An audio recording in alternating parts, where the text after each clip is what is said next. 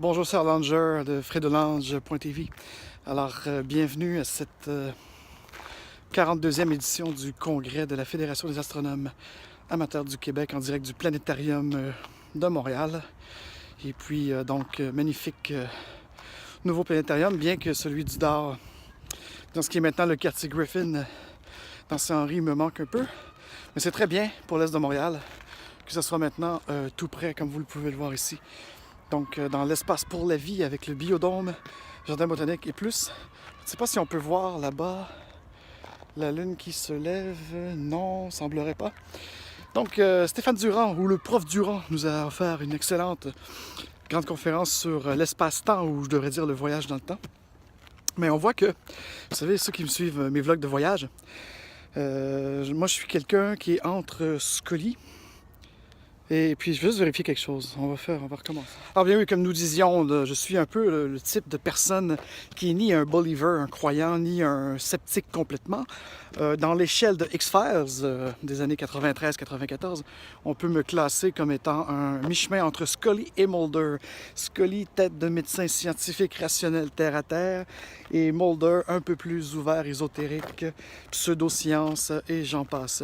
Donc, il faut, je crois, une balance des deux, et là, on va être dérangé par des passants. Ça me fait royalement chier. On ne peut pas faire notre périscope tranquille, je crois. On va voir, on va voir. Donc, comme nous le disions, en direct de Montréal, du planétarium, il y a des passants qui vont passer. On va se tenter de ne pas les filmer. Voilà, c'est fait. Merci. Donc, on coupera ça au montage. Suivant, alors, périscope, prise 2, prise 4. On espère que ça va passer ailleurs la prochaine fois. Non, mais décidément, c'est l'autoroute. On recommence. Bon, alors, prise 3 de cette tentative de périscope pour fredolange.tv en direct du 42e congrès de la Fédération des astronomes du Québec. On va voir comment je vais couper au montage, parce que comme vous le savez, moi, je préfère les expériences directes. Là, vraiment, c'était chiant, tous ces humains à deux pattes qui tout à coup passaient et criaient fort, donc par-dessus mon micro, comme vous voyez, je ne porte pas l'oreillette, c'est directement là. Donc, Scully Mulder, le spectrum de ne pas être complètement un croyant en la science absolue ou même dans l'ésotérisme absolu ou autre chose. J'aime avoir un spectrum complet, tout comme au niveau quantique versus cosmologique. Pour que je vous réexplique rapidement, au niveau quantique, qu'est-ce qui se passe? C'est donc le microscopiquement, le tout petit, les quadrons, les neutrons, les gravitons. Donc ceux-là, apparemment, pourraient voyager dans le temps parce que le temps n'existe pas. C'est un mouvement dans l'espace. Alors qu'on nous parle de tubes de verre ou de wormhole ou de tout ça. Donc voilà, ça passe encore. Et là, on aura encore des Mongols qui vont nous déranger, mais là, on n'arrête pas de filmer. Ça sera comme ça, en direct. C'est juste un peu... Alors, c'est vraiment chiant. On peut pas faire de direct ici parce qu'il y a toujours des putains de merde qui passent. Donc, on va recommencer sur 5-6 sites. Je sais pas ce que c'est, là, mais... Alors, dans 5-6 studios, on recommence parce qu'il y a ces putains de passants, là. Ouais, voilà. 3, 4, 2... Alors, j'aime emmerder les humains à deux pattes qui puent, comme ces Mongols qui font du sport. On va finir par le faire, ce truc sur le spectrum. Je crois que je vais même pas couper ça au montage parce que je veux que vous voyez c'est quoi la réalité de ma sauvagerie. Est-ce qu'on appelle ça comme ça? Je ne sais pas. On verra. Cela dit, on va bien s'amuser. Donc, le repliement de l'espace, blablabla. Donc voilà, une conférence scientifique, ma foi, un peu intéressante.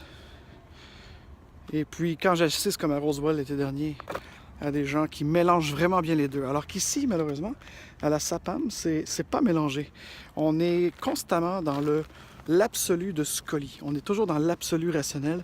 Et puis, même à l'intérieur des conventions rationnelles, si quelqu'un dit quelque chose de légèrement irrationnel, il rentre même pas dans l'ésotérisme de Mulder. Il est simplement un peu irrationnel. Alors, qu'est-ce qui se passe? Eh bien, il se passe que lui-même, il va être interjecté par ses hyper croyants du côté très rationnel, donc du côté très Scully.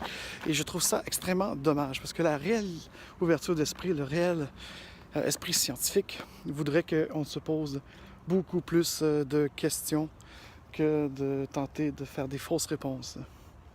Donc, c'est un peu la dynamique qu'il y a entre l'hyper rationnel et l'hyper trop, comment on appelle, ben voilà, l'hyper trop ésotérique.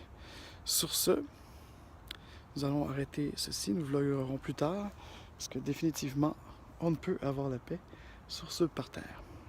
Donc, à bientôt sur freddelange.tv. On va tenter de vous montrer le lever de lune. Je sais pas. Donc, on va voir.